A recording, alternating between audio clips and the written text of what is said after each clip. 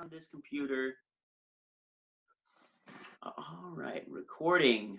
So, momentary pause as I expect my glitchy internet to kick into gear here. Yeah. I am here today with Eric Olinger. I'm going to just mention, as I do with all of them, real briefly the purpose of the podcast. Mention my connection to you, Eric. I know I did that when you came to class, just real briefly, and then I'll go into kind of your story in introducing yourself. So this is the Coffee Prof podcast. I've been interviewing various educators for my class teaching high school English, and since we've gone all online, rather than doing lectures, I've done kind of this podcast where we cover content in this interview discussion format. The purpose is to help the students in my class who are primarily upperclassmen at CSUB prepare for entering the profession of teaching. So I remember when I was a student at CSUB preparing to enter teaching, and my master teacher at Stone Creek Junior High, Peggy Dwayne Pope, told me, I had observed her many hours already, and she said, hey, the teacher next door to me, his name's Eric Olinger. You gotta go watch him. The guy is an absolute pro. And so I had bounced around to a couple different classrooms, and I came next door, and I remember watching you doing your thing, and you were just teaching, and you had such this great presence of warmth, but then real purposeful instruction. There was things to do, but you were doing them with the students, and I thought, wow. That's what I want to pursue as a teacher, developing that culture in my classroom. So that's what we're going to get into today, kind of classroom management in a sense, but really social emotional learning and restorative practices in developing that healthy learning environment. So that's my connection way back in the day, and then I remember seeing you as a TOSA for the current high school district. Eric, could you tell me a little bit of your journey through, real briefly, through education? Oh yeah, absolutely. Interesting enough, I career changed. I was 15 years in healthcare. I worked at Mercy Hospital in intensive care unit. I was a respiratory therapist running like life support machines and things like that. And my wife was in education. And so I got to see kind of what she did and where she was going, and then started to go in and do a few lessons. With her in her class. I was teaching a lot of health stuff and just fell in love with it. I mean, I got to hang out with kids all day. It's awesome. Hanging out with adults isn't that much fun. So I completely career changed. So at, say, 30 years old, I went back to college because I wanted to do a multiple subject teaching credential. And so I started off with that. And I got my teaching credential, multiple subject in special education. So the first 9 years I taught elementary school, 4th, 5th, 6th grade in a special day class, and really had a big focus on behavior kids. From there, I went to junior high and did another 9 years at Stone Creek Junior High School. And that's where I met Mr. Larimer, and he came in. Again, still teaching some behavioral kids through the special day class. I also taught at Taft College doing gen ed with kids, doing summer STEM programs. So we taught science, mathematics, technology, and those courses out there. And then I moved to Kern High School District, where I taught out at Shafter High School.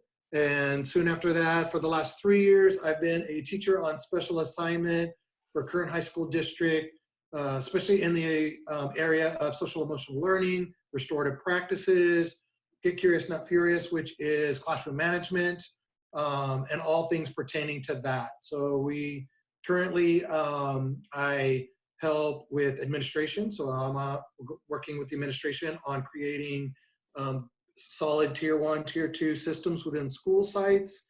So we're looking at just data-driven models on behavior, lessons, creating community within these high schools for kids. But then I also run all of the professional development for Kern High School District.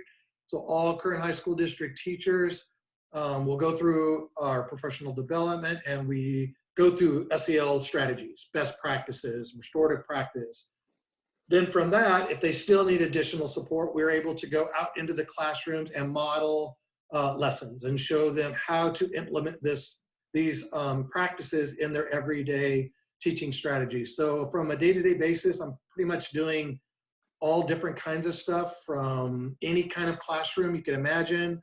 Some of it is doing restorative stuff when things go wrong. Some of it is building community, showing teachers how to do that.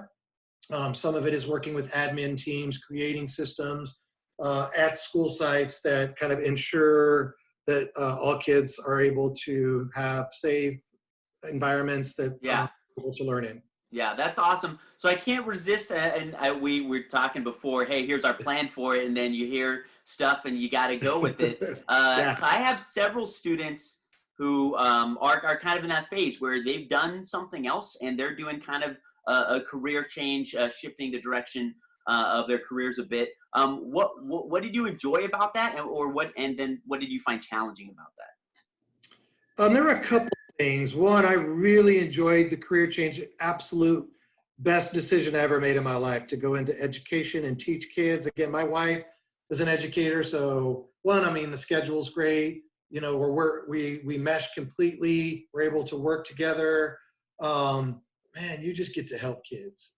Yeah. I did not have a strong desire for any one subject. That's one of the reasons why I went multiple subject. I was not getting into education because I was passionate about English or math or science. I had passion for a little bit of all of it.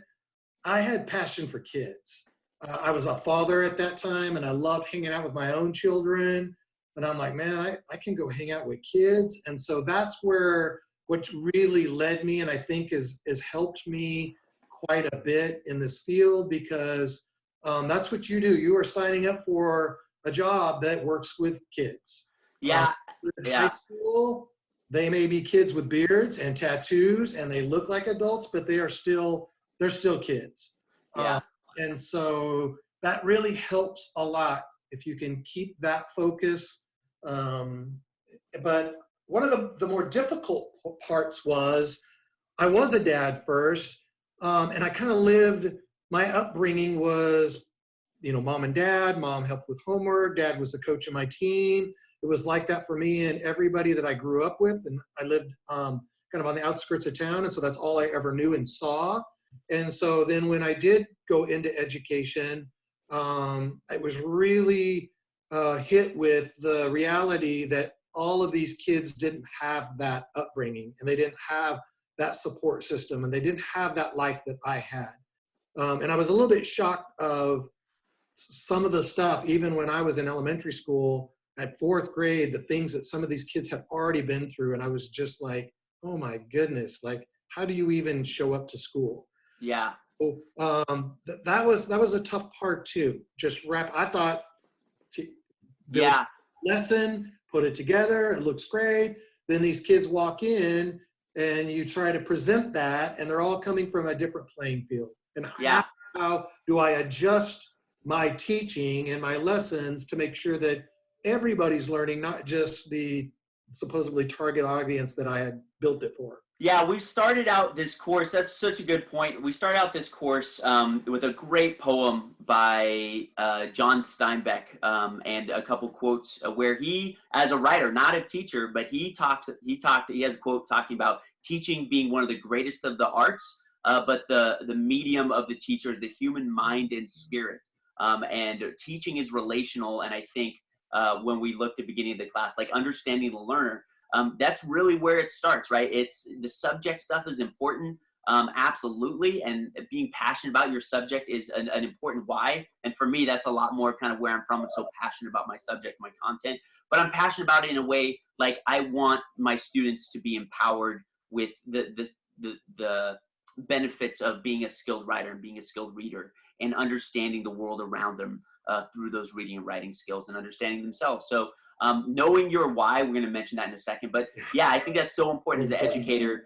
When you're down in the dumps and you're dealing with the challenges that come day to day, being able to return to that, hey, this is what I love about it. This is the why. These are the great moments, and why it's so important to me is so such a significant thing. I'm going to kind of move on into what we're going to talk about. And we talked about the outline before, but really that first position, I remember teaching as a substitute teacher for a while and feeling lost at sea and questioning if I wanted to teach. And I think that's because a lot of the tools that we talk about are relationship building tools. And substitute teaching, I'm walking in and interacting with people I have no relationship with. So I found that really challenging. Some people do amazing things as a substitute, but it is amazing because you don't have the time and the tools that a teacher would have interacting over a longer period of time. But I remember entering teaching and thinking, okay, how can I control my classroom? That was the phrase, right? Control my classroom. And that language speaks to a huge difference in paradigm of what classroom management was viewed as. And then now I think education's moved in a really good direction and moved towards some of what science has told us affects the learner, right? And understanding the learner and how relational learning is. So could you speak a little bit? I know you're in your intro, you touched on the fact you're in the middle of that shift, and doing those trainings with teachers, you come face to face with that paradigm all the time. Could you speak a little bit about that difference, the old school versus the new school in classroom management? We were laughing before this started about how we both were told, you don't smile till Christmas. Don't let these kids see you smile till Christmas. Then after you've got them in line, then you can start to ease up and have some fun with them. And and that's been going on for a long time. Everything was very, very punitive. In today's language, we call that being teacher-centered, not student-centered. And so this is my way. This is how it's going to work. This is how you're going to do it. There's no variation from that. I don't take late work no matter what. I don't even want to hear why, because I got to be fair to everybody across the board. So it was just very punitive. Send somebody to the office for any defiance was the big thing right now. So if you weren't able to stand in this class and do as I tell you to do, then you're just going to have to be kicked out. And so we've had a huge paradigm shift in all of that. And one helps with just, regulations and things about not being able to just kick kids out, which I think is a fantastic thing. And it's really getting teachers to start to focus more on that, what we call relational capacity. So your relational capacity is what are your students willing to do for you based on your relationship. And so it's an incredible thing. How are you able to create that with students? And for some students, that's really easy. You're going to have kids that are going to want to run up to you. And they're going to be your best friend, and they're the golden kids. I wish I have 20 of those in my class. They do their homework. They don't disrupt the class. But then you're going to have other kids that are coming again from a whole different world that aren't that. But it's equally important, instead of kicking them out because they're whatever it is that they're doing, those kids come back. And they're only kicked out for a small portion. And typically when they do come back, they come back with more animosity toward you and more ill feelings toward you. And we find that the discipline does not go away. And in a lot of ways, it accelerates because of the fractured relationship now that you have, and you don't seem to care much for them. So as you can see here, this social discipline window, which is talking about in restorative practices, we really want to try to live as much as we can in that with box. We want to do stuff with kids.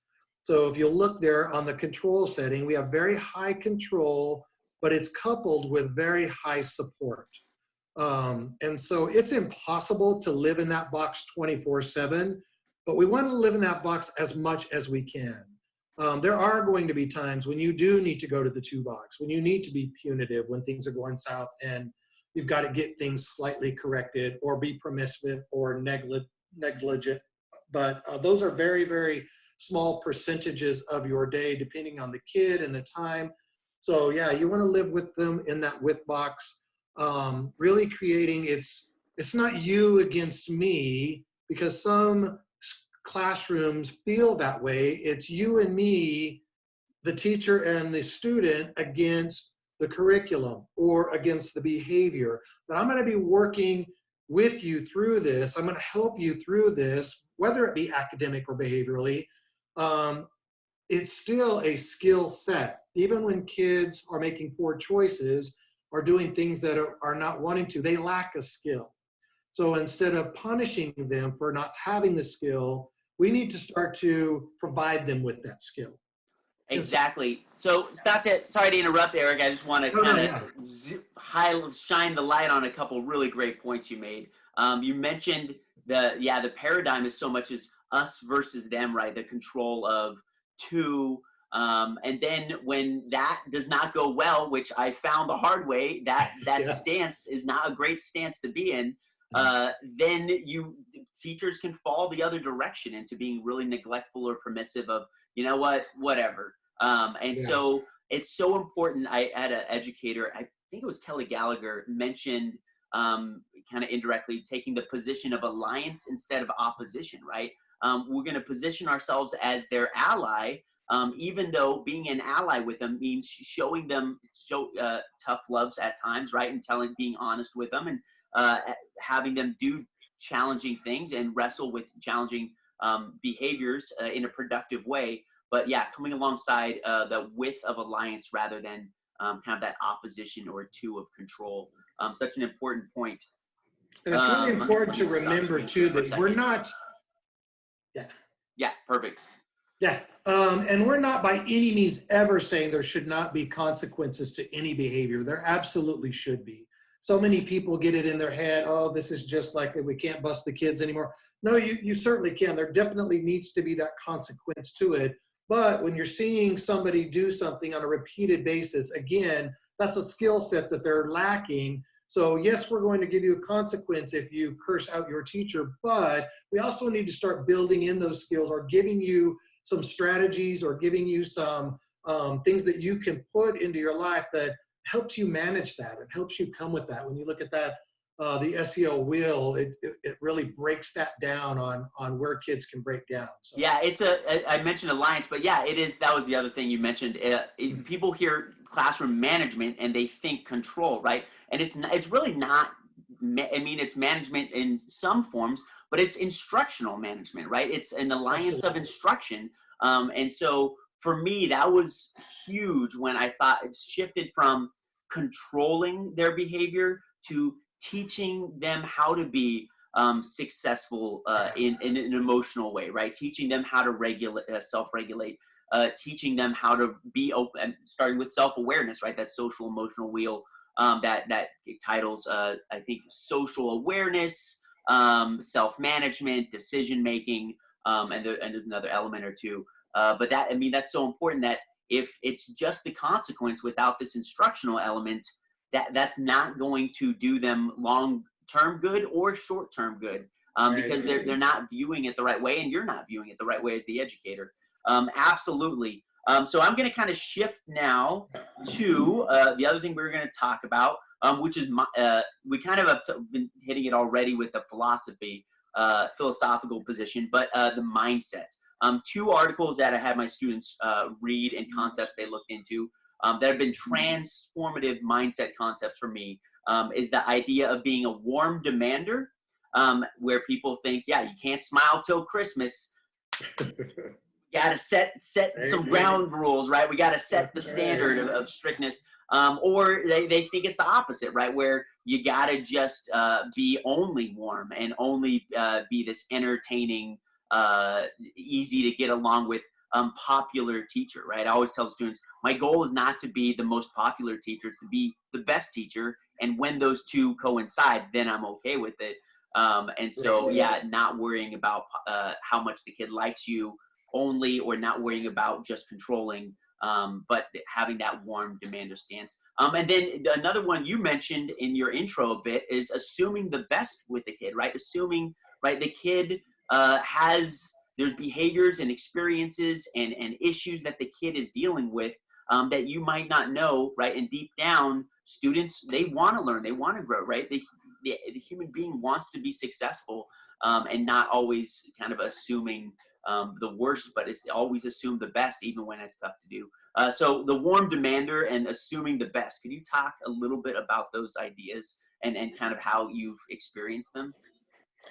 Yeah, so the warm demander is kind of going back to that with box that we saw earlier. You're going to be wanting to do something with them, not to them or for them. And that all starts with that relational capacity. You've got to have some form of relationship with them before you start this process. It's something that you need to be building on and creating.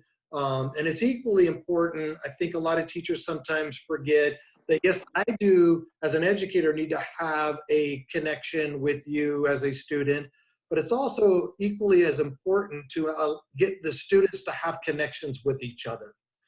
Because sometimes that behavior can be focused at you or toward you, but a lot of times that can also be coming from the relationships that are within that classroom.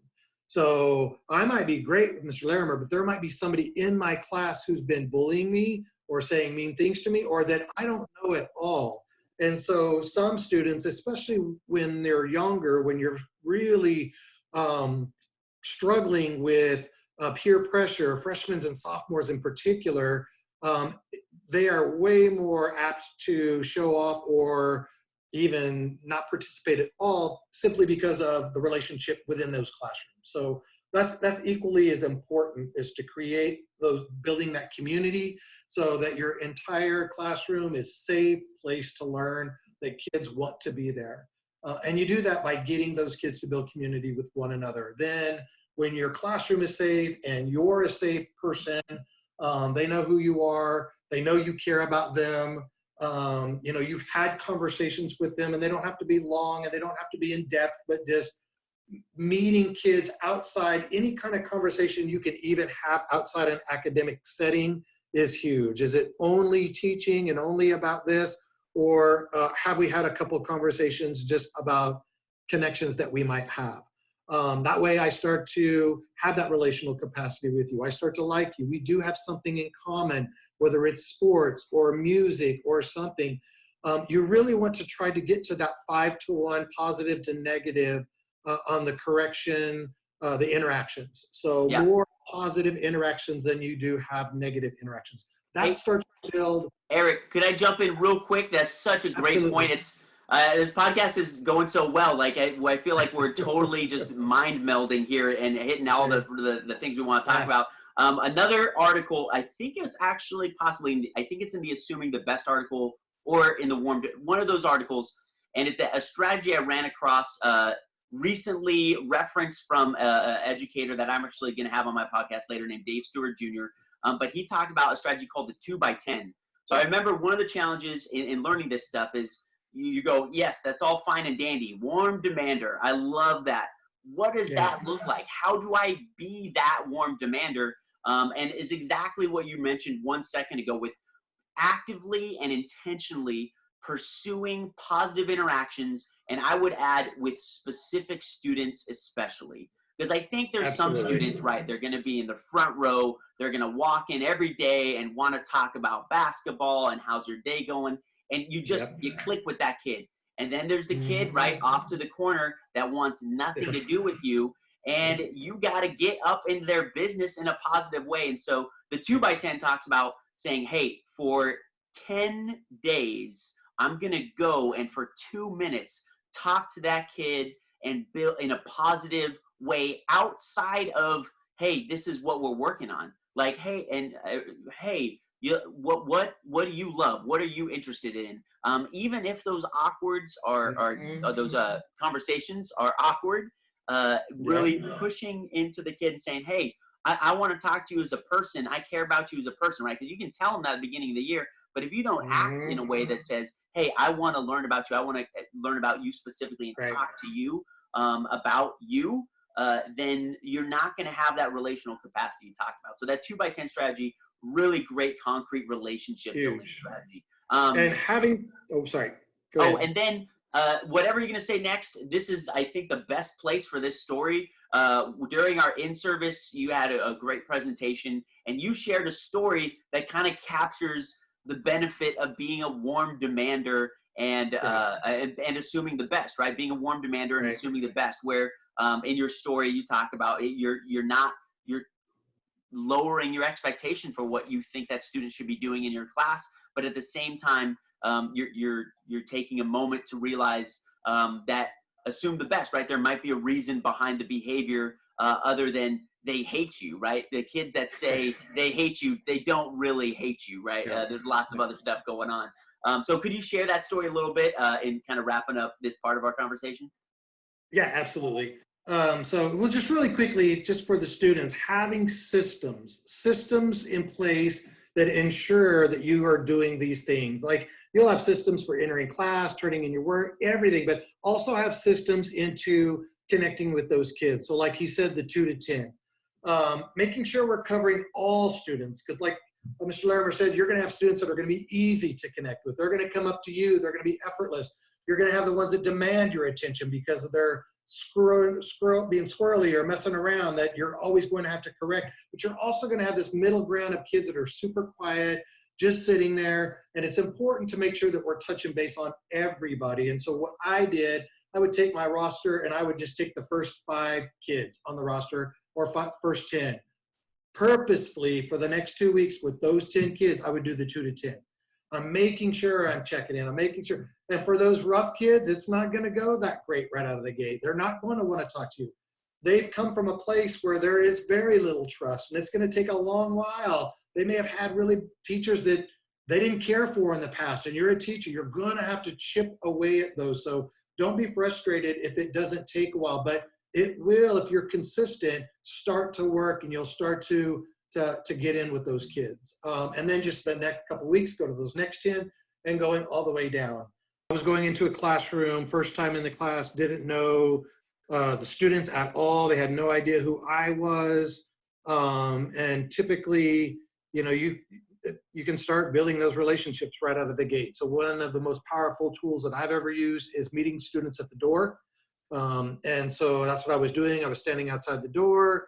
As they were coming up, I'm smiling, I'm shaking hands, I'm asking them what their names are. It's a great way to tease kids because first thing they say is, "Are you a sub?" And I'm like, "No." And they're like, "You know, who are you?" Or they'll just walk by and I'm like, "You don't care, you know." So just being able to just kind of mess with kids again. They're teenagers. We're working with teens, and they're silly and they're quirky, but they're fun. And you can start to build that right away, even if you're a first-time teacher. It does take some work for some kids, but I mean, from day one, I was working on that. So I was modeling that for the teacher that I was in the classroom with, and greeting the kids. And so we come in, everybody's sitting down. We were going to be doing a lesson on mindfulness, which is a way for kids to kind of get control of their emotions and feelings and make good judgment. And so that's what we were going. And so the very first things that I do is I said, "All right, guys, I need you to put your cell phones away and your headphones away. I'm going to give you about 30 seconds. If you can make sure they're not even in your pockets, and I'll explain later why that is. If we can get our backpacks out, get our cell phones, headphones in our backpacks, and I'm going to give you 30 seconds, go." I take my phone out, I'm modeling, I'm going to do the exact same thing I just asked them to do, because I'm not going to ask them to do anything that I'm not going to do as well. Right. So I go and I stow stuff. Yeah. Oh, I was gonna say, I had someone talk about you gotta treat them like children if they act like children. But I think the opposite is true, right? If you treat them like an adult, they're more likely to act like an adult. The more that they like you, and the more of a bond, and if they think you're cool, I mean, cool doesn't mean weak or not, I mean, you're just not going to have the headaches, right? They're going to, again, the relational capacity. Kids don't scream at or curse at or punch people they like. So just building that up, have fun. If you're not having fun, they're not having fun. That's rule number one. You got to love what you're doing and bring that to that table. So that's what I was doing. I was setting that up. I get back and I'm all excited to get started. And I notice in the very, very back, there's a kid kind of with his hood up still has his headphones in and still has his phone out. We know that it's very important to praise publicly, but correct privately. We don't want to put a kid on blast because he's only got to put up with you for an hour and they've got to put up with all those other students 24 hours a day, other classes after school. They're not going to lose face from their friends over a teacher for the most part. So you want to definitely correct privately, not, not making them feel embarrassed or anything like that. So I get the kids going. I walk back. I kind of touch the guy on the shoulder. I'm like, hey, man, do you mind, go ahead and put that away for me real quick. We're going to get started in a minute. I'm going to give you 30 seconds. I'll be back. And so I gave him a corrective measure with proximity. I was very quiet about it. And then I walked away. I want to give him time to make that decision. You stand over him and wait for it, and you're never going to win. So giving them that time to process that. So I get back in front of the class. I start to get the lesson started, talking about what we're going to be doing. And I notice he hasn't changed. So again, consequences got to come. I'm still giving him the same expectations. I'm not backing down from that. So I got the kids kind of started on something, and I went back again to privately talk with him. And as I'm approaching him, all of a sudden he gets really, really agitated and said, send me to the dean. I'm just going to go to the dean. And he stands up, and I'm like, no, whoa, slow down. I'm like, I don't need you to go to the office or anything. I'm like, I tell you what, can you just step outside for a minute? And I'll come talk to you as soon as I get these guys going. I don't want to send you to the office. I don't need that. And so out he goes. And I'm hoping he stays outside the door, because you never know what they're going to do. And so I really quickly got the class started on the lesson. And then I excused myself. There was a really great time that they were going to be doing some things within each other. And so I just kind of stepped out, and I started to walk up to him, and instantly he starts going, cell phone. I know you're pissed about my cell phone. And I'm like, dude, no, stop. I'm like, this has absolutely nothing to do with the cell phone. I don't care about your phone. I mean, whatever about the phone. I'm like, are you okay? And he's like, what? I'm like, are you all right, man? It just seems like you're kind of agitated. Is everything okay with you? And man, his face just changed. He went from just agitated and combative and defiant and angry to just like, he just kind of looked at me and he's like, man, mister, I got so much stuff going on at home. You have no idea, all that's going on. And I didn't press him. I didn't need to know. We didn't have that relationship that I needed to know what was going on. I'm like, dude, man, I'm sorry, man. I know that sucks. I'm sorry you're going through that right now. I said, but I got to tell you, this lesson that we're doing today, I think it can help you. It is actually dealing with the stuff that we're talking about right out here. And I would love it, man, if you want to, just put your stuff in your backpack and come back in. I think you could really benefit from it. Again, still holding him to that expectation, but just like taking a moment to check, because the reaction from the command that I was given wasn't matching up. And so I knew his behavior had nothing to do with me. There was no reason for him to be that agitated at me. It had to be something else. So he ended up putting his stuff in his backpack. He came on in, absolutely participated in the lesson, followed along the whole time. But the great part was when the lesson was over, all the kids are, running out to their next period, and he came up and he just stuck his hand out and he shook my hand. This kid was a senior in high school, and he just said, I just want to thank you. He said, again, just a ton going on. You were cool about it. It did help. And so just thanks. And I'm like, man, anytime, man. I'm glad it helped out. I'm glad it worked for you. Please, if you see me walking around campus or anything, let me know, man, if you ever need to talk or whatever. And, I'm here for you. I can get you to some people that can help you. And off he took.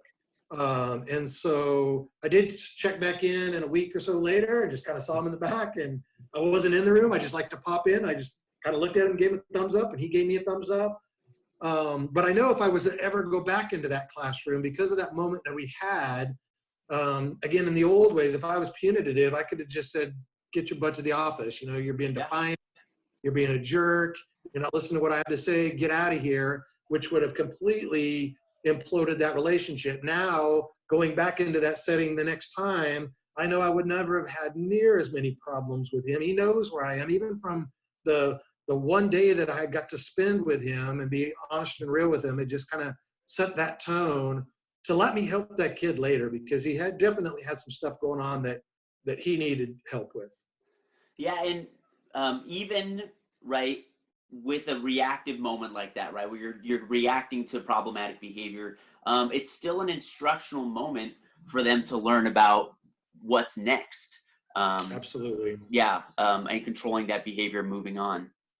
And so how we model how it's supposed to be. They're looking to us to see how we're supposed to react. And unfortunately, adults in their lives may not react that way. This may be the first time that he sees somebody that reacts in a certain way. And the power that you have in that teachable moment for that student is pretty remarkable. Yeah, and yeah, not to escalate, but kind of fall to that system, not system De-escalate. one thinking, the emotional reaction, but system two thinking.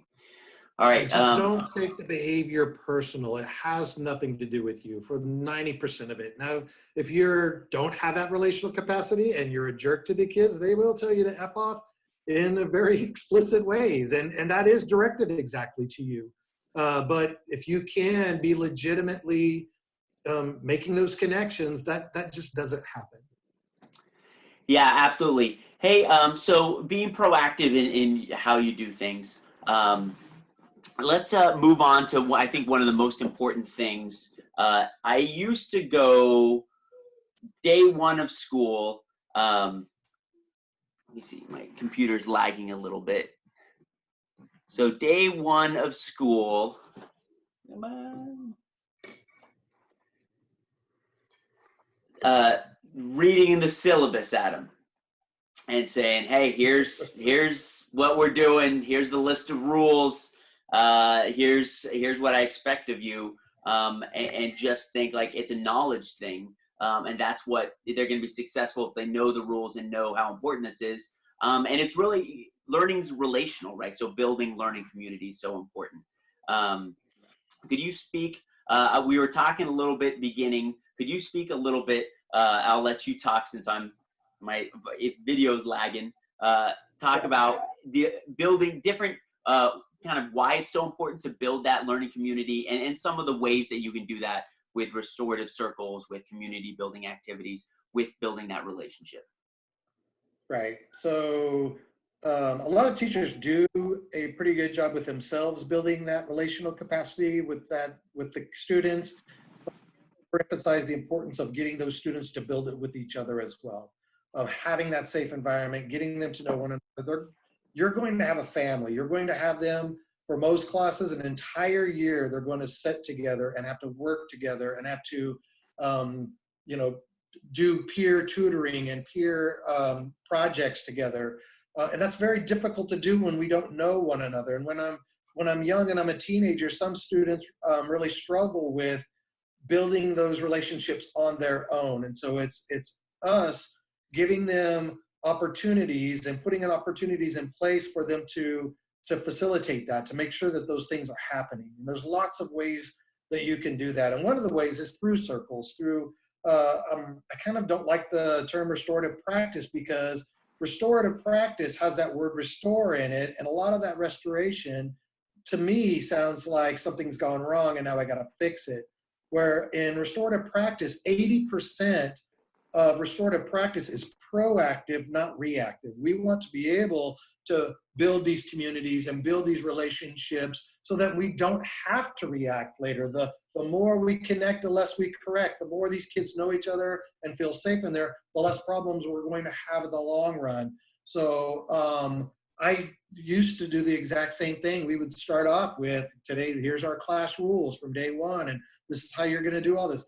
Now, I take even the first 2 or 3 days. It's great the school starts on a Wednesday because really Mondays when we're going to hit it. So we take those couple of days and start to build these communities through circles and doing big, large group circles, starting super simple. What we find is kids will understand the one little minor thing that is a difference, and that seems to be the wedge when they have 99 things that are in common.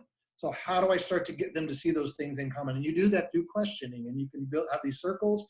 They have rules to them that are guidelines. The seating in itself is purposeful, where there's no one more important than anybody else. You have a talking piece so that everybody is heard, because most people just want to be heard. You don't even really need to fix anything, and be accepted. And so then you start to ask, when you build these communities, you start very light, something easy. You want to get the kids talking. What's your favorite app on your phone? Who's the Samsung guy? Who's something they want to talk about. So then once you do get them talking, then you can kind of maneuver the questions a little deeper.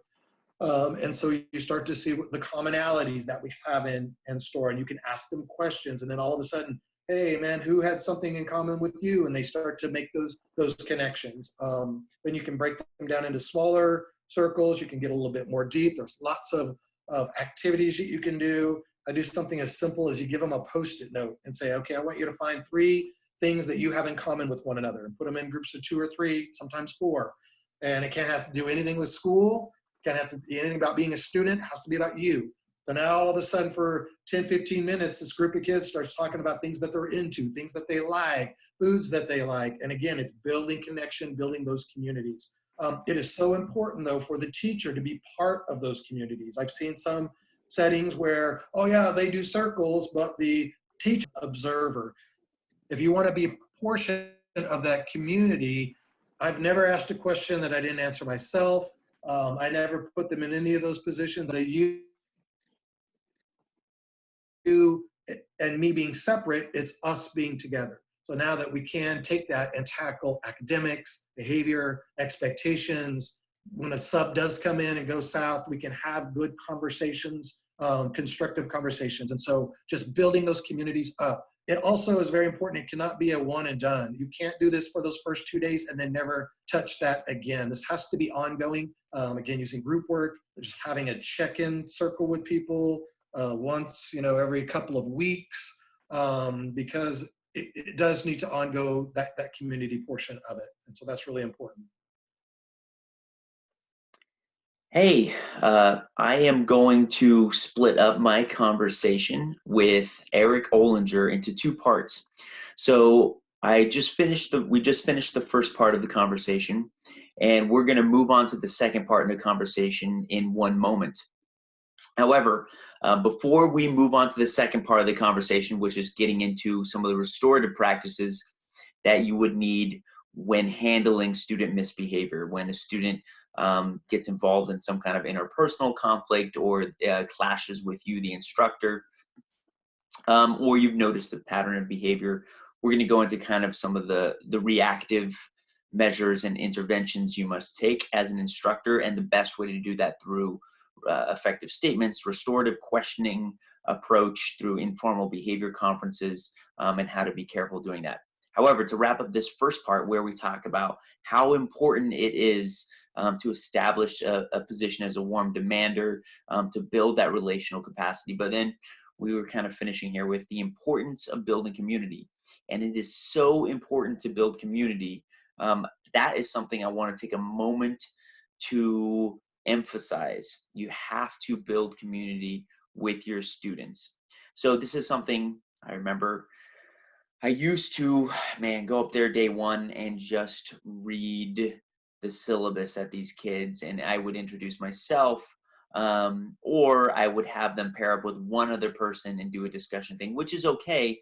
But really what I wanted them to get to know more than one person, right? And get to know quite a few people and start getting a sense of like, hey, I know many people and met many people in the class. So I like restorative circles. However, a restorative circle involves turn taking in one whole class circle around the whole room. So one at a time turns does not always lead to the most engagement. It involves one person talking and a freshman, right, to wait. And sometimes it's a long time waiting, right? If one at a time for 30 people going around the room, that you have to wait for your turn, and that takes a while. So what I prefer is something called concentric circles, which is there's an outer circle facing an inner circle, and they rotate in opposite directions, or only one circle will rotate. And so they rotate to talking to a different person with each rotation. And so what I like to do is have some kind of icebreaker questions, and they rotate and talk to different people. The only thing would be inner circle, outer circle is only going to talk to inner circle, right? They aren't going to talk to each other necessarily. So not everyone interacts with every single person, but there is a large amount of interaction. So I really like that. One thing I really liked adding this year to the concentric circle as a beginning building community activity is having one designated seat where at the end of a brief little informal get to know you conversation, there's a share out where a student will share out and introduce something about the other person, right? So they get a chance to share out and talk to each other. The other way you can do a similar thing would be a single circle that's really two rows facing each other, and they rotate around two rows facing each other. And that way they really do talk to every other person and kind of rotating around um, two rows of chat stations facing each other. But I still would have a designated share out station where they share out something to the whole class. So that's really good. I like doing this oftentimes as a community building discussion activity. So I like doing that. Sometimes it's a good academic skill, but I really like it for the fact that there's a lot of paired discussion. They get to interact with a lot of people. The students seem to really enjoy this. It gets them active and gets them building community. So I mean, there's a lot that goes behind good collaboration in the classroom, but a big part of that is you have to allow them the opportunity to interact and build that community. So that was something I wanted to finish this podcast emphasizing, something that Eric emphasized as well. I'm going to continue my discussion with Eric in part 2, where we explore restorative practices. So definitely check out part 2. Spending time building relationships in a very positive, proactive way, one of the best things that's happened as a classroom manager, because that's really what it is. Learning is social. The other most important strategy is learning how to, once Johnny has acted out for the 100th time that week, you say, step outside, we got to talk about this. Or the next day you say, hey, hang back, Johnny, we got to talk about a pattern of behavior and something we're noticing. Having kind of the language tools and the discussion strategies, restorative and effective statements and questions is really, really helpful in kind of knowing what you want to do in that behavior discussion and being productive and warm, but also communicating to the student that things need to change and that there's a redirection and repair of relationship that needs to happen. So that's part 2. Please check it out. So it has been great so far. I can't wait for you to check out part 2. And that is all I have for part 1. I will see you later.